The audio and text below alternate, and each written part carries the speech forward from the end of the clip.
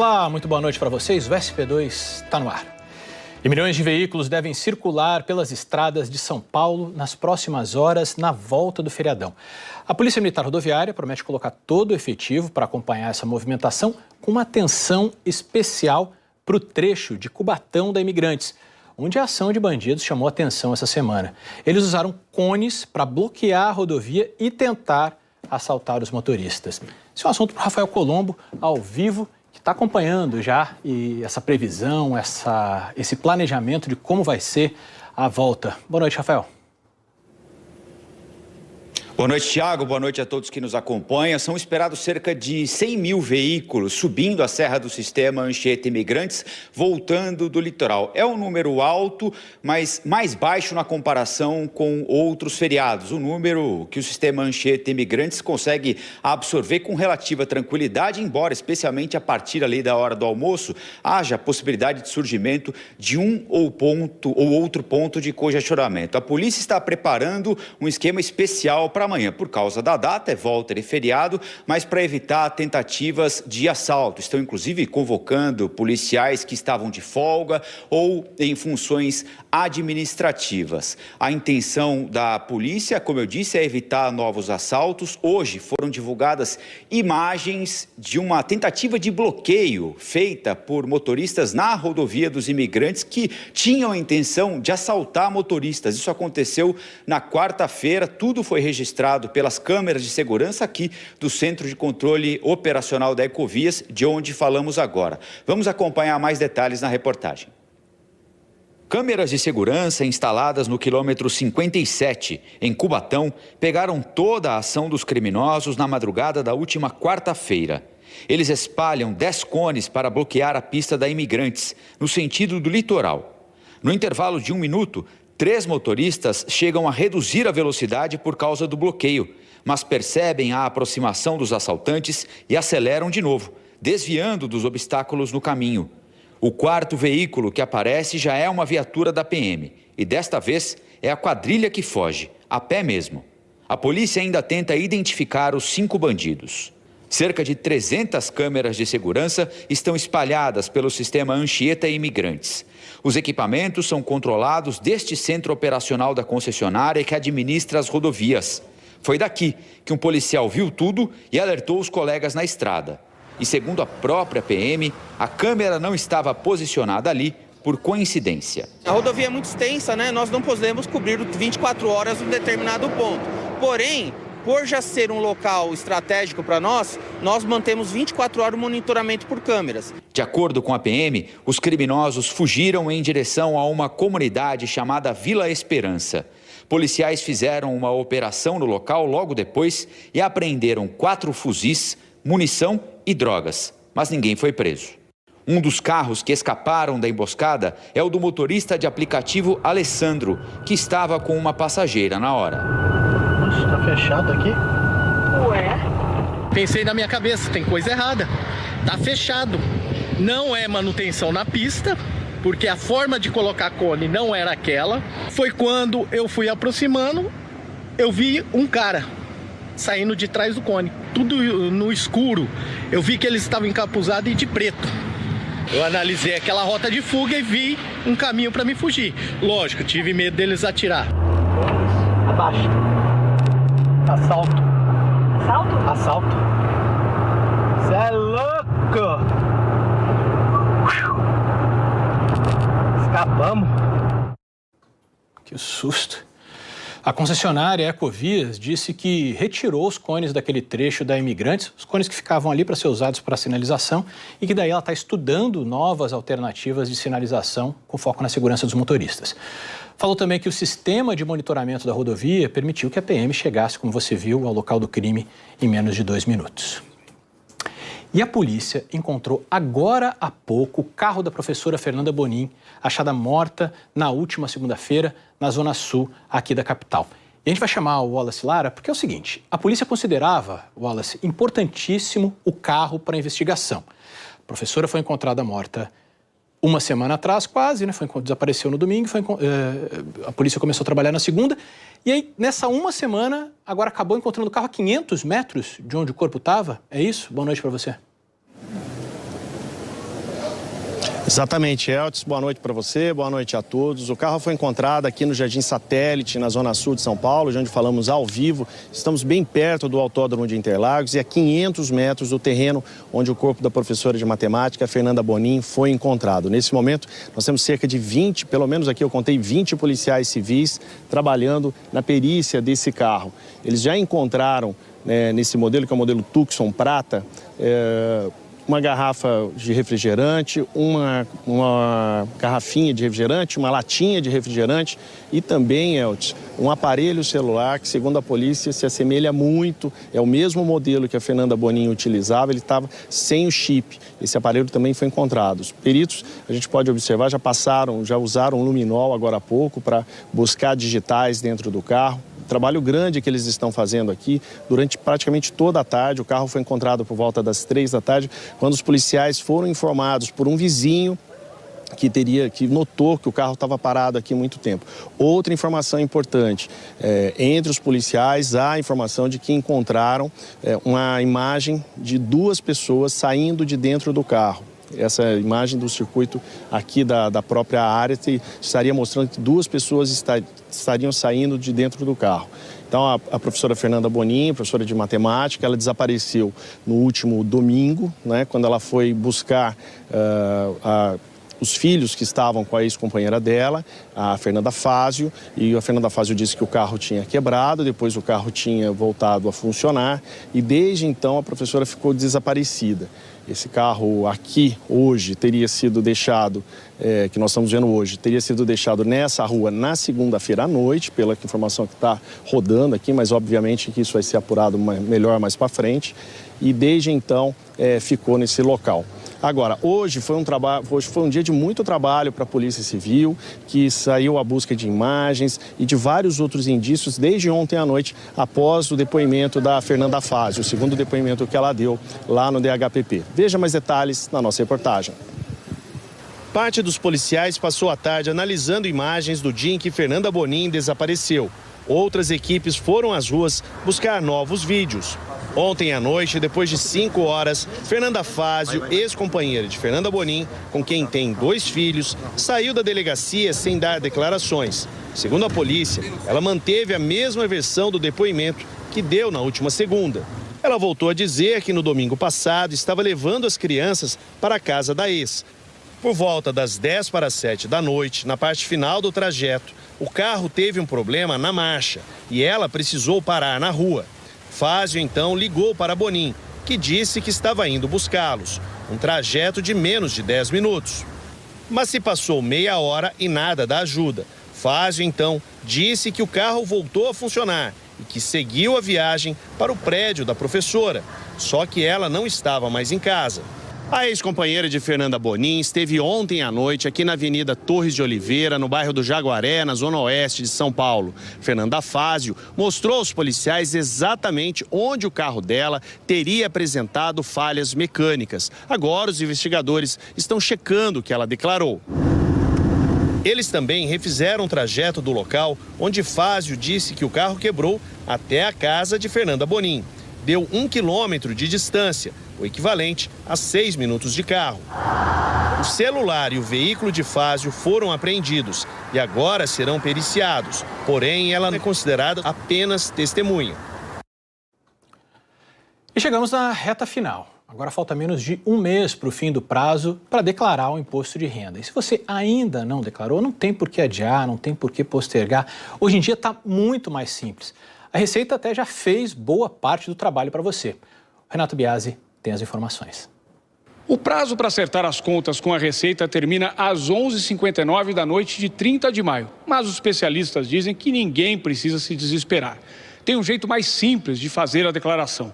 Basta baixar o aplicativo da Receita Federal no celular ou no computador e optar pela declaração pré-preenchida, que contém os dados da vida financeira do contribuinte, como extratos bancários, valor do salário e outros rendimentos já registrados na base da Receita. Aí é só acrescentar informações novas, como recibos médicos e pagamento de pensões não judiciais, por exemplo. Só que para fazer isso é preciso estar cadastrado na plataforma GovBR do governo federal. Na pré-preenchida, você tem a primeira facilidade que você tem é você, caso tenha restituição de imposto de renda, você receber pelo Pix. Então, para eles passa a ser uma prioridade. Os aposentados, pensionistas, são os primeiros a receberem. E quem opta por receber a restituição pelo Pix, ele vai entrar entre os primeiros também. O que é importante é que a sua chave Pix seja o seu CPF. Você pode ter mais de uma chave Pix. Uma delas, obrigatoriamente, tem que ser o seu CPF para a Receita Federal fazer a restituição naquela conta que você determinou. Neste ano, são obrigados a declarar contribuintes que em 2024 receberam até R$ 33.888. Quem perder o prazo paga a multa de pelo menos R$ 165, valor que aumenta se o contribuinte deixar de declarar outro rendimento. E o último balanço da Receita Federal mostra que até agora foram enviadas 19 milhões de declarações. É menos da metade das 46 milhões esperadas para esse ano. E a seguir, as investigações sobre a morte de uma idosa numa casa de repouso na zona leste da capital. Segundo os bombeiros, ela caiu no vão do elevador. E ainda, a expectativa para ver Lady Gaga hoje à noite. Bares da capital estão se preparando para exibir o show e receber fãs da cantora que não puderam ir ao Rio de Janeiro. Uma olhadinha no trânsito. Olha, Avenida Interlagos, à direita, sentido Marginal, à esquerda, sentido Washington Luiz, tudo tranquilo. Já essas aí são imagens do Vale do Anhangabaú. Movimento maior em direção ao centro, ali na parte de baixo do vídeo. O SP2 volta já.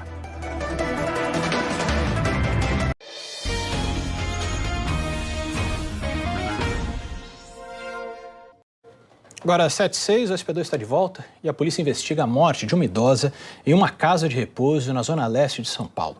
Segundo o Corpo de Bombeiros, ela caiu no poço do elevador ontem à tarde. Os médicos legistas liberaram o corpo de Maria Maziero Andreoletti para o velório no fim da tarde de hoje. A filha dela foi quem fez o reconhecimento. Abalada, ela foi amparada por amigas. Ninguém quis gravar entrevista. Maria Maziero morava na casa de repouso Dona Gracinha, em Sapopemba, na zona leste da capital, onde também ninguém quis falar. Em nota, a advogada da casa de repouso, Elaine de Leonardes, disse que ontem à tarde ocorreu um acidente com o elevador, vindo a óbito a idosa de 85 anos. Afirmou ainda que a casa está colaborando com os familiares e com a polícia, que registrou o caso como homicídio culposo quando não há intenção de matar. Os bombeiros que atenderam a ocorrência registraram o caso como queda em poço de elevador. Eles disseram que encontraram a Dona Maria presa nas ferragens e que um médico constatou o óbito no local. De acordo com a prefeitura, a casa de repouso está regular. Tem licença de funcionamento tanto na subprefeitura quanto na vigilância sanitária. O elevador da casa de repouso é do tipo plataforma e estava adaptado com tamanho e largura para cadeiras de rodas. Os policiais estão analisando a documentação do elevador, como os comprovantes de manutenção entregues pela advogada. Também pediram exames ao Instituto de Criminalística e ao Instituto Médico Legal para ajudar nas investigações. E amanhã tem a grande final da Superliga Masculina de Vôlei no ginásio do Ibirapuera. E tem time paulista nessa decisão. O Campinas vai enfrentar o Cruzeiro. Tudo ficando pronto por aqui no ginásio do Ibirapuera para a grande final da Superliga Masculina entre Cruzeiro e Campinas. A expectativa é de casa cheia, ingressos esgotados, em torno de 10 mil torcedores estarão aqui dentro vendo de perto o campeão. De um lado nós temos o Cruzeiro, o time mineiro que vem em busca do 9º título da Superliga Masculina e que tenta coroar a campanha perfeita que fez até agora na temporada. Do outro lado nós temos o Campinas que vem para a terceira final, a segunda final consecutiva e que tenta levar para casa pela primeira vez o título, o troféu da Superliga Masculina. Amanhã em quadra nós veremos grandes atletas que são convocados pela seleção brasileira, atletas olímpicos. Para a gente ter uma ideia, do lado do Cruzeiro temos o Wallace, Douglas, Lucão. Do lado do Campinas temos o Bruninho, o Maurício. A bola sobe a partir das 10 horas da manhã e vai ser um jogaço. Promete ser um grande espetáculo e a gente transmite tudo isso aqui na tela da Globo. Tá aí, você viu? Eu reforço. Jogo amanhã, então, ao vivo, a partir das 10 da manhã, essa superfinal. Previsão do tempo? Tudo bom, Eli? Como vai, Thiago? Boa noite. Boa noite para você. acabando o plantão de feriado, tá uma delícia o clima. É verdade. Hoje continua assim? Como é que fica o domingo? Continua desse jeito. Olha só, tem sido assim nos últimos dias, faz sol, depois dá uma esfriadinha, nessa noite vai ser assim também. Então, se você for sair de casa, seja para aquele passeio de sábado à noite ou para qualquer outro motivo, leve um casaco. A previsão é de temperaturas agora à noite caindo entre 12 e 16 graus, dependendo da região da capital, mas a sensação vai ser de menos em todas as regiões por causa do vento. Sensação de até 11 graus, como a gente vê aqui na Zona Sul, por exemplo. Delícia. E de madrugada pode ter nevoeiro. Ouvi você falando aí na volta para casa, né? O pessoal não deve voltar de madrugada, não. Mas em alguns pontos, para você que vai sair, você pode se deparar com nevoeiro. E o domingo começa frio. Começa com 15 graus aqui na cidade de São Paulo. À tarde, máxima de 25. São temperaturas muito parecidas com as temperaturas de hoje. E tem previsão de sol o dia todo amanhã. Aliás, hoje completamos já uma semana sem chuva aqui na capital. Eu gosto bem, viu, de clima frio sem chuva, mas continua assim, sem chuva? Sim, continua sem chuva. A tendência é de chuva só no próximo fim de semana e no Dia das Mães. Até lá, olha, madrugadas frias e tardes cada vez mais quentes, até 30 graus na semana que vem. Obrigado. De nada, uma boa noite. Olha só, os fãs, na verdade, que não puderam ir ao Rio de Janeiro para ver de perto o show da Lady Gaga, estão dando um jeito de curtir esse momento que deve ser histórico para a música, né, lá em Copacabana. No centro de São Paulo tem gente que organizou uma festa. É isso, Bernardo Bortolotto? Pelo jeito, é isso mesmo, tá? Festa aí com cores de show já. Boa noite. Oi, Thiago, boa noite. Pois é, a turma que não conseguiu ir ao Rio de Janeiro pode acompanhar esse show de várias formas. Uma delas é vir até esse bar ou outros bares que vão transmitir o show da Lady Gaga em Copacabana. Eu estou num bar aqui na República, que vai ter uma programação especial aqui. Vai transmitir esse show com 2 telões para quem quer acompanhar o que está acontecendo em Copacabana, mas depois que termina o show lá no Rio de Janeiro, continua a festa Lady Gaga, viu? Com DJ que continua tocando os grandes sucessos da cantora nesse bar. São 2 telões montados, além de apresentações especiais, performances da cantora aqui também, nesse bar, que é para o público, o fã que não conseguiu chegar ao Rio de Janeiro, não pôde ir por ter compromisso ou coisa assim, possa estar um pouquinho mais perto da artista. Eu conversei um pouquinho com o pessoal que vai fazer essa performance aqui no bar daqui a pouco, dá uma olhada aí. Muita gente saiu de São Paulo para realmente assistir o show ao vivo lá no Rio de Janeiro, mas a gente sabe que quem não pôde ir pode curtir em diversos locais e a partir do horário que entrar a transmissão a gente já vai estar transmitindo ao vivo e todo mundo curtindo aqui. Sou muito fã da Gaga, de pequenininho assisti já a Gaga no Chile e hoje vai ser aqui. Bom, para quem não pôde ir também, vamos dar um pulinho então.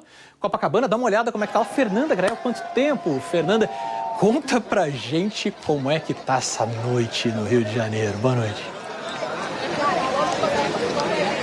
Boa noite para você, Thiago. Boa noite para todo mundo de São Paulo. Como é que você acha que tá?